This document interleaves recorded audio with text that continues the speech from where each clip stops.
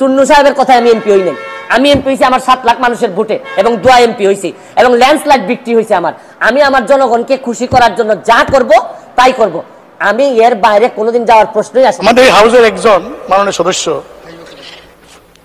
নামটা বলতে চাই না, তিনি নতুন নির্বাচিত হয়েছেন। তিনি ফেসবুকে কিছু বক্তব্য দিয়েছেন যে বক্তব্যটা আমরা সবাই এফেক্টেড। যেমন 1 নম্বর তিনি বলেছেন জনগণের উদ্দেশ্যে যে আপনারা কি জানেন এমপিরা কত বেতন পায়? আরে কি আশ্চর্য কারবার! একটা মানুষ এমপি হওয়ার পর তার বরাদ্দ সে বলবে না যে আপনারা জনগণের এই বরাদ্দ আসছে, আপনারা আপনারটা ভাগ করে নেবেন? এটার বলার মধ্যে শুনেন, এই মুজিবুল হক চুন্নু সাহেব সম্ভবত এই প্রথম বঙ্গবন্ধুর একজন আদর্শের সৈনিকের মুখোমুখি হয়েছেন। এর আগে হয়তো উনি ওইভাবে মিট করেন নাই। মানে স্পিকার, আমরা কত বেতন পাই এটা তো লুগানি কিছু নাই, এটা ওয়েবসাইটে গেলে পাওয়া যাবে। দেন তিনি বলেছেন যে এই 3 মাসের মধ্যে, জানেন 3 মাসের মধ্যে আমি 28 কোটি টাকা পেয়েছি। মানে ওনার বক্তব্য ছিল যে কোনোভাবে যেন আমি ফেসবুকে না জানাই যে কে কত টাকা পায়। আরে আপনি জানেন যে এইবার মাননীয় প্রধানমন্ত্রী জননেত্রী শেখ হাসিনা আমাদের সবাইকে শাড়ি দিয়েছেন এলাকায় বন্টন করার জন্য। এই শাড়ি কি আমি প্রধানমন্ত্রীর উপহার কি আমি বলবো না? মানে আমি কি এটা লুকায় রাখবো? লুকায় রেখে কি আমার কি এটাকে আমি বিক্রি করে দিব? তা আমি বুঝলাম না স্বচ্ছতার মধ্যে প্রবলেমটা কোথায়।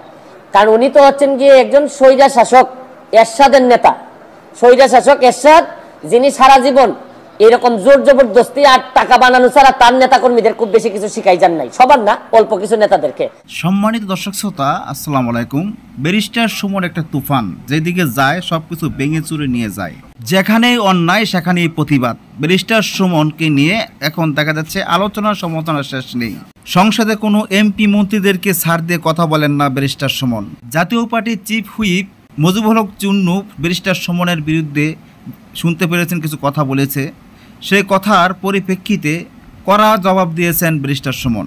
ব্যারিস্টার সুমন এবং মুজিবুল হক চুন্নুর সংসদে তাদের মুখোমুখি লড়াই, কঠিন লড়াই। তাহলে আসুন আমরা দেখে আসি তাদের দুজনের লড়াইয়ে কে হারে কে জিতে। আমাদের হাউসের একজন মাননীয় সদস্য, নামটা বলতে চাই না, তিনি নতুন নির্বাচিত হয়েছেন। তিনি ফেসবুকে কিছু বক্তব্য দিয়েছেন যে বক্তব্যটা আমরা সবাই এফেক্টেড। যেমন 1 নম্বর তিনি বলেছেন জনগণের উদ্দেশ্যে যে আপনারা কি জানেন এমপিরা কত বেতন পায়? তারা তো এটা বলে না, গোপন করে। তিনি বলেছেন যে 1,72,000 টাকা বেতন তিনি পেয়েছেন। মানে স্পিকার, আমরা কত বেতন পাই এটা তো লুগানি কিছু নাই, এটা ওয়েবসাইটে গেলে পাওয়া যাবে। দেন তিনি বলেছেন যে এই 3 মাসের মধ্যে, জানেন 3 মাসের মধ্যে আমি 28 কোটি টাকা পেয়েছি। 28 কোটি টাকা কিভাবে পেলেন? যে 3 কোটি টাকা পেয়েছেন গম টমের জন্য আর 25 কোটি টাকা পেয়েছেন রাস্তার জন্য। বলছে আপনি জানেন যে 3 মাসে আমি 28 কোটি টাকা পেয়েছি। মানে স্পিকার, এই যে 28 কোটি টাকা পেয়েছেন, এই কথা যে বলছেন, এই টাকা কি আমি পেয়েছি? আপনি মানে স্পিকার এমপি আপনি কি পেয়েছেন? মানে সংসদ নেতা প্রধানমন্ত্রী তিনি কি পেয়েছেন? কারণ এই আমাকে কিন্তু ইতিমধ্যেই ওই ফেসবুক দেখে অনেকে বলছেন যে 25 কোটি টাকা পাইছেন, এই টাকা কই? তিনি বলছেন যে 25 কোটি টাকা তিনি পেয়েছেন, আমরা তো পাই নাই। মানে স্পিকার, আপনি জানেন যে বর্তমান সরকার গত কয়েক বছরও আমাদেরকে এমপিদেরকে সুযোগ দিয়েছিলেন যে স্থানীয় সরকার মন্ত্রণালয়ে প্রতি বছর 4 কোটি করে, 5 বছরে 20 কোটি, এইবার বলেছেন 5 বছরের জন্য 25 কোটি টাকার প্রকল্প নাম দেওয়ার জন্য। মানে স্পিকার, আমি ক্লিয়ার বলতে চাই যে আগামী 5 বছরে আমরা কয়টা প্রকল্প করব নাম দিছি আমরা, টাকার সঙ্গে তো আমার কোনো সম্পর্ক নাই। এই আমরা নাম দেই, এলজিডি তারা সার্ভে করে, তারা টেন্ডার করে, তারপরে তারা কাজ করে, বাস্তবায়ন করে। কিন্তু মাননীয় সদস্য যেভাবে বলছেন যে আমরা 25 কোটি টাকা আমরা পেয়েছি, শুধু তাই না, তিনি আরো বলেছেন যে এমপি যে তো লাভবান, যদি আগে জানতাম তাহলে আরো আগে এমপি তুমি তো বড় ব্যবসা।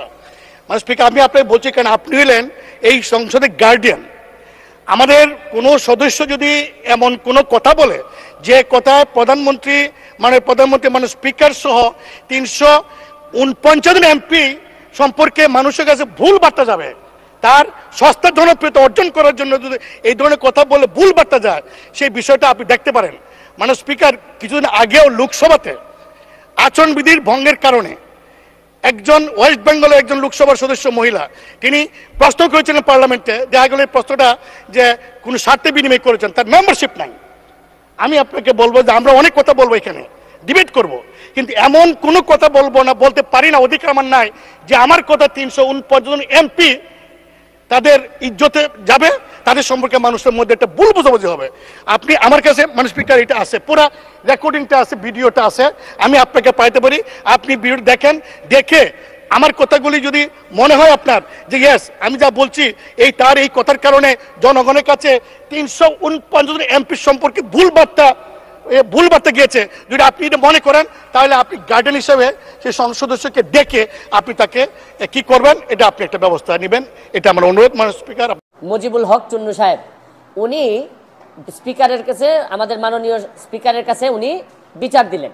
তো যেহেতু পয়েন্ট অফ অর্ডারে উনি বলেছেন, আমি উত্তর দেওয়ার সুযোগ পাই নাই। আমার প্রশ্ন হচ্ছে কি, উনি বিরোধিতা করবেন সরকারি দলের, কিন্তু উনি বিরোধিতা শুরু করছেন স্বতন্ত্র প্রার্থীর। এবং কি বিষয়ে বিরোধিতা, উনি তো আরো খুশি হওয়ার কথা যে আমরা আমাদের হিসাব দেওয়া শুরু করছি। আমার জানেন কালকে আমার এত দুঃখ হয়েছে তারাইল করিমগঞ্জের মানুষের জন্য, যাদের কাছ থেকে উনি এমপি হয়ে আসছেন, যে এই তারাইল করিমগঞ্জের মানুষের কি কোনো অধিকার নাই যে এই চুন্নু সাহেব এমপি হিসাবে কত টাকা বরাদ্দ পান এটা জানার? মানে ওনার বক্তব্য ছিল যে কোনোভাবেই যেন আমি ফেসবুকে না জানাই যে কে কত টাকা পায়। আরে আপনি জানেন যে এইবার মাননীয় প্রধানমন্ত্রী জননেত্রী শেখ হাসিনা আমাদের সবাইকে শাড়ি দিয়েছেন এলাকায় বন্টন করার জন্য। এই শাড়ি কি আমি প্রধানমন্ত্রীর উপহার কি আমি বলবো না? মানে আমি কি এটা লুকায় রাখবো? লুকায় রেখে কি আমার কি এটাকে আমি বিক্রি করে দিব? তা আমি বুঝলাম না স্বচ্ছতার মধ্যে প্রবলেমটা কোথায়। আমি যদি স্বচ্ছ হইতে চাই, আমি যদি যে বরাদ্দ পাই এটা যদি আমি বলে দিতে চাই, বলি জনগণকে, তো এইখানের মধ্যে এমপি হিসাবে আমি অপরাধটা কি করলাম? আর আরেকটা জিনিস হচ্ছে কি, আমি বারবারই বলছি এমপি কিন্তু আমার পেশা না। আমার পেশা হচ্ছে কি বিং এ ব্যারিস্টার। আমি এখানে প্র্যাকটিস করি সুপ্রিম কোর্টের আইনজীবী হিসাবে। আর আমি কথা দিছি যে আমি এমপি হিসাবে একটা টাকা হারাম খাবো না, আমার রক্তের মধ্যে হারাম যাবে না। সুতরাং রাষ্ট্রের টাকা, জননেত্রী শেখ হাসিনার সরকারের টাকা, এটা যে টাকা আসবে এটা আমি সবার সামনে তুলে ধরবো।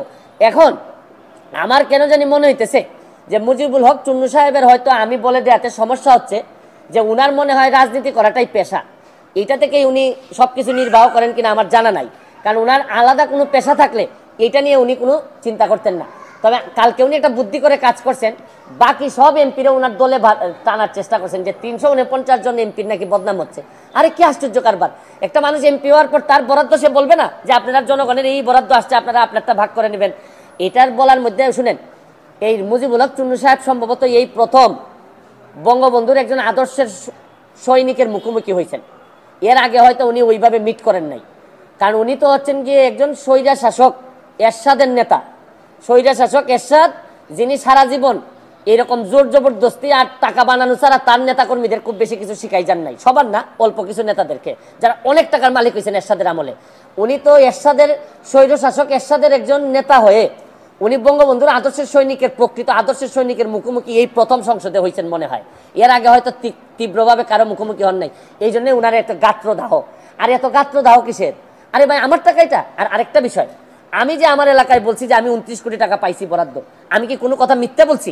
মিথ্যে বললে উনি আমার বিরুদ্ধে ব্যবস্থা নিক। আমি বলতে পারবো না, মানে আমি বরাদ্দ পাইছি এটা আমি বলতে পারবো না আমার এলাকায়, মানে কি আমি কি চুরি করতে চাই? মানে বিষয়টা যদি হইতো যে আমি এই টাকা পাই নাই, আমারে 25 কোটি টাকা দেওয়া হয়েছে রাস্তা বানানোর জন্য, এটা আমার বরাদ্দ, আমি বলে দিব কোথায় কোথায় রাস্তা হবে। আমাকে দেওয়া হয়েছে মসজিদ মন্দিরে টাকা দেওয়ার জন্য 2 কোটি, এটা আমার বরাদ্দ, আমার নামে আসবে, আমি এগুলা দিয়ে দিব কোথায় কোথায় বরাদ্দ হবে। টিআর কাবিকা আসছে আমার নামে, আমি দিব কোথায় কোথায় বরাদ্দ দিয়ে দিব। আমার শুধু নিশ্চিত করতে হবে এই টাকাটা যেন আমি এবং আমার পরিবার খেয়ে না ফেলে, বা আমার লোকজন যেন খেয়ে না ফেলে। এইটার মধ্যে লুকালুকির কিছু আছে বলে আমার মনে হয় না। চুন্নু সাহেব, আমি আপনার একটা কথা বলি, এর চেয়ে বড় বড় সাহেবদের সাথে আমার দেখা হয়েছে, তাও আমার চরিত্র বদলায় নাই। আমি আমার যে কাজ বিশ্বাস করে করি, স্বচ্ছতার সাথে করার চেষ্টা করি, যতদিন করবো ততদিন এমপি থাকবো। এটাকে আমার বাপের পোস্ট নাকি যে সারা জীবন থাকা লাগবে এখানে? আমার যদি যোগ্যতা না থাকে, আমার চেয়ে ভালো লোক যদি আসে এমপি হবে, কিন্তু আমি যতদিন আছি অতদিন যেটা সাধারণ মানুষের, আমি চুন্নু সাহেবের কথায় আমি এমপি হই নাই। আমি এমপি হয়েছি আমার 7 লাখ মানুষের ভোটে এবং দোয়া এমপি হয়েছি, এবং ল্যান্ডস্লাইড বিক্রি হয়েছে আমার। আমি আমার জনগণকে খুশি করার জন্য যা করব তাই করব, আমি এর বাইরে কোনোদিন যাওয়ার প্রশ্নই আসে না। অবস্থান পরিষ্কার। আমি আমার যে বক্তব্য আপনাদের সামনে দিলাম, এই বক্তব্য আমার মাননীয় স্পিকারের সামনে দিব, সেই এখানের মধ্যে আলাদা হওয়ার কোনো সুযোগ নাই।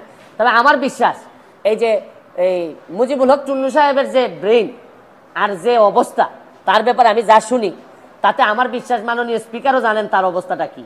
যে তারে সে যখন বক্তব্য দেয় আমি বুঝতেই পারি না কি বিরোধী দলের লোক বক্তব্য দিচ্ছে নাকি না সরকারি দল বক্তব্য দিচ্ছে। মানে এমনভাবে সরকারের মধ্যে ঢুকে আছে এই ভদ্রলোকের বিরোধী, আরে ভাই সবসময় সরকারি দলের সাপোর্ট করার জন্য তো মাঝে মধ্যে বিরোধিতা করতে হয়। সরকারি দলের মানে আপনি সবসময় ক্ষতি চাইবেন তা না। সরকারি দলের আরে বাপও তো মাঝে মধ্যে ছেলের সমালোচনা করে, ছেলে বাবার সমালোচনা করে। আমার তো মনে হয় যে এই চুন্নু সাহেবরা এমন ভাবে ভিতরে ঢুকছেন, এরা তাদের সক্ষমতা সম্পর্কে কিছু জানেও না, বুঝেও না, কেন যে বিরোধী দল হয়েছে আল্লাহ মাহবুদ জানে। আর এরাও 11 জন, আর আমরা স্বতন্ত্র আছি 65 জন। আমরা তো হিসাবে তো আমরাই বিরোধী দল হওয়ার কথা, কিন্তু এখন কারণে অকারণে আমরা যেহেতু ওনারা একটা দল হিসাবে আসছেন, তা আমরা ওনারা মেনে নিছি। কিন্তু উনি তো সরকারি দলের বিরোধিতা না করে মাশাআল্লাহ এখন শুরু করছেন যে স্বতন্ত্র ক্যান্ডিডেট কেন টাকার ঘোষণা দিয়ে দেয়, এই কারণে উনি বিরোধিতা শুরু করছেন। আমার এখন তারাইল আর করিমগঞ্জবাসীর জন্য আল্লাহর কাছে দোয়া করা ছাড়া আপাতত আর